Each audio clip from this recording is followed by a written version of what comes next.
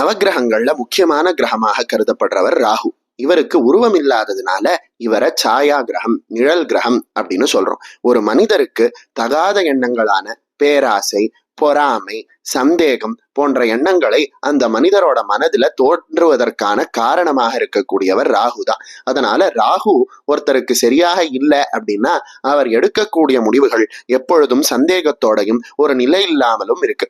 அதே சமயம் ராகுவானவர் ஏதாவது ஒரு கிரகத்தோட சேர்ந்தார் அப்படின்னா அந்த கிரகத்தினுடைய குணத்தையே மாத்தி விடுறார் அப்படின்னு நம்மளால புரிஞ்சுக்க முடியுது.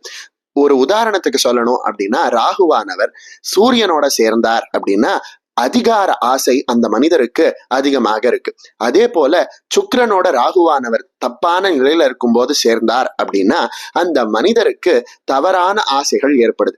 இப்படி ராகுவானவர் ஒரு மனிதனை பலவிதமாக ஆட்டி படைக்கிறார். இப்படி ராகுவோட உபாதையில இருந்து ஒரு மனிதன் தப்பிக்கணும் அப்படின்னா அதுக்கு என்ன வழி அப்படின்னு கேட்டபோது நம்ம பெரியவர்கள் ஒரு எளிய ஸ்லோகத்தை நமக்கு சொல்லியிருக்காங்க.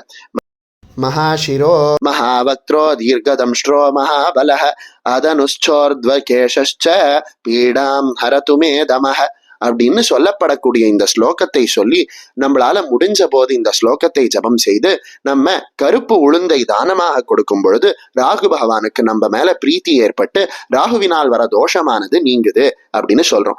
இப்ப நம்ம பார்த்த ஸ்லோகத்துக்கு என்ன அர்த்தம் அப்படின்னா பெரிய தலையை கொண்டவரும் பெரிய கழுத்தை கொண்டவரும் பெரிய பற்களை அதாவது தெற்றி பற்களை கொண்டவரும் பெரிய பலசாலியுமானவரும் முகம் மட்டுமே உடையவரும் உடல் இல்லாதவருமான அந்த ராகுவானவர் என்னுடைய ஜாதகத்துல இருக்கக்கூடிய பீடைகளை தொலைக்கட்டும் அப்படின்னு அந்த ஸ்லோகத்துக்கு அர்த்தம்.